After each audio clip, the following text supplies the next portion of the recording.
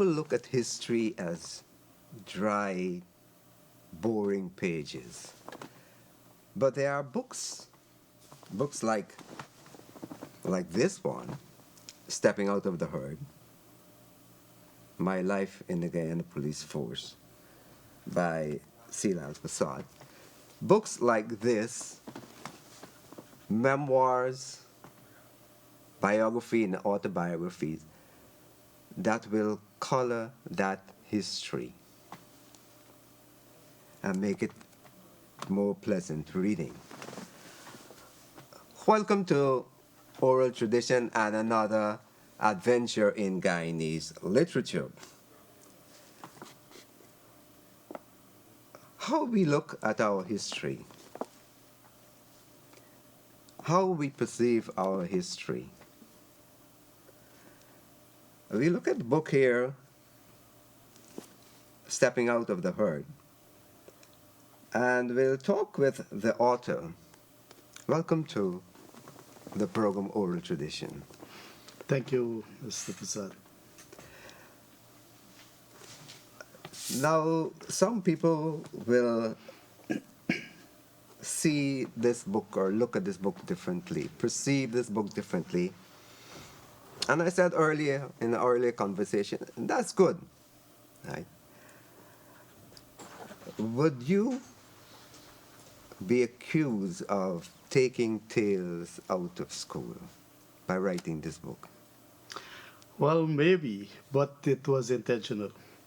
You see, my number one objective was for this book to stimulate discussions that could assist Guyana with improved policing services in the future. Mm-hmm. So, in addressing reforms within the police force, this book, the intention was that it would be helpful in that process.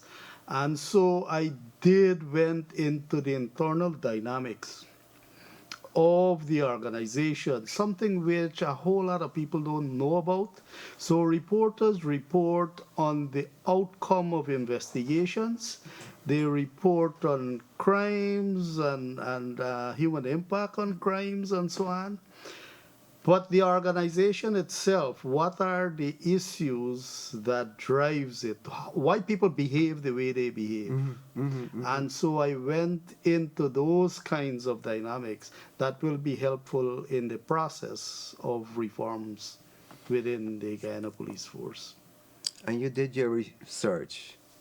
I noticed in the text that you made references to other, let's say, authority on policing, and you quoted those things, and you also have a bibliography of the books and sources of your information, which is a good thing, because now, as I said, you may have taken tales out of school, but then you're comfortable because you name names of people. Yes. Right.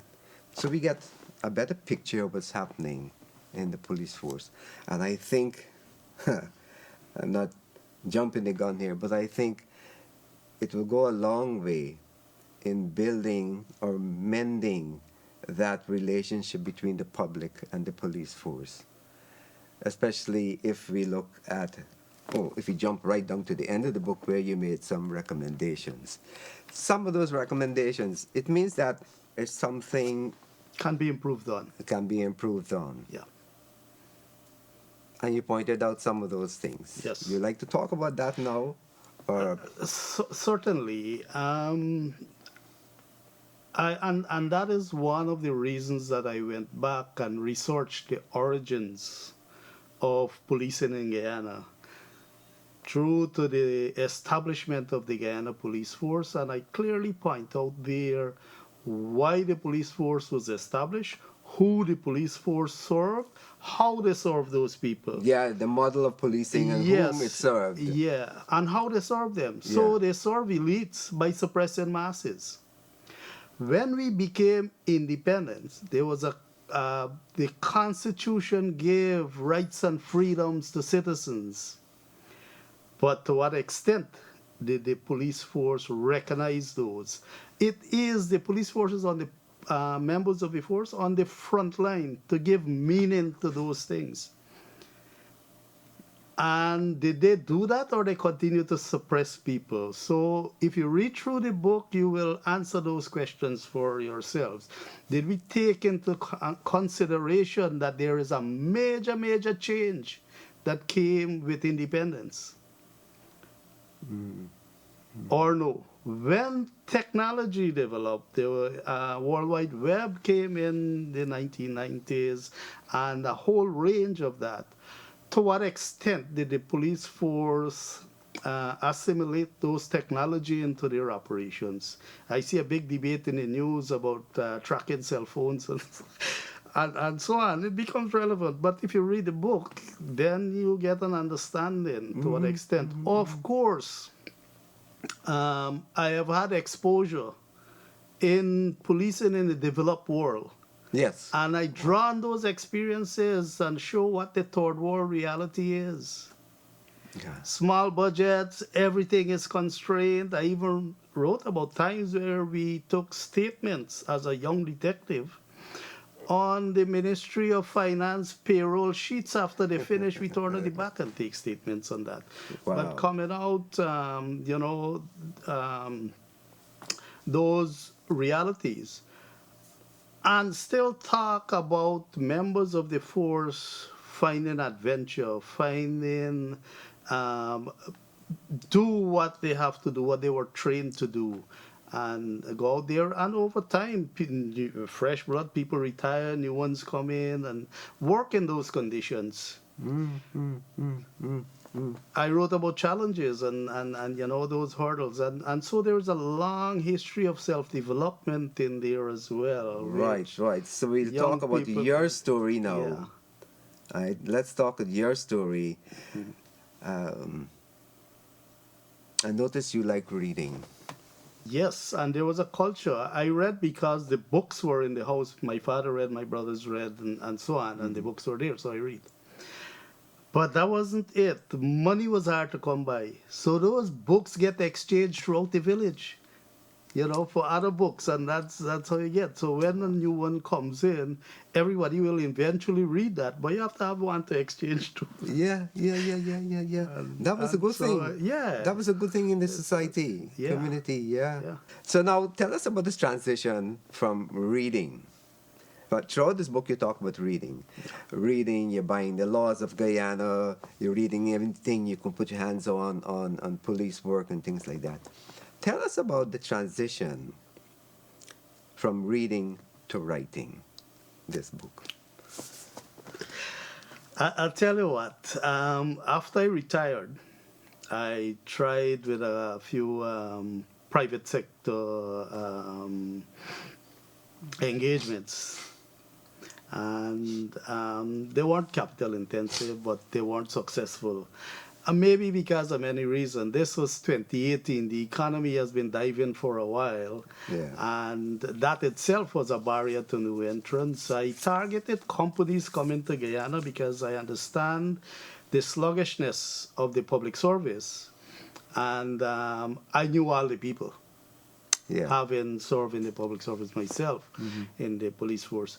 So I consult with them, and I move those documents through for them to get approvals, license, and housing, offices, and that kind of thing, a little bit of real estate thing too. The no confidence motion came later that year, passed, and the businesses stopped coming. So there's political uncertainty, of course, nobody coming to invest.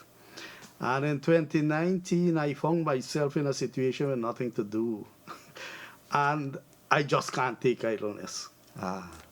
So I decided to do this then. So it wasn't like a transition from one to another. It was a spontaneous decision to make myself useful. How could I do that? And I think it was rewarding. The recall was good because it was adventure for me.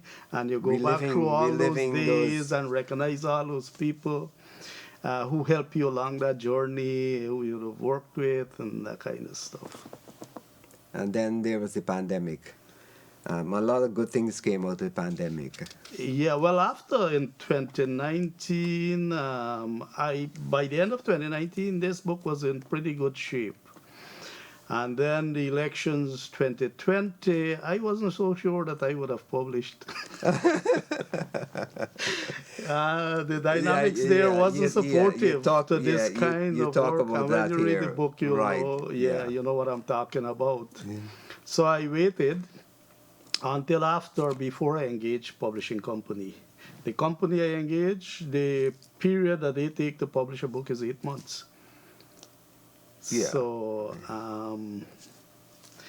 that's why it came out until 2022. Well, good for you.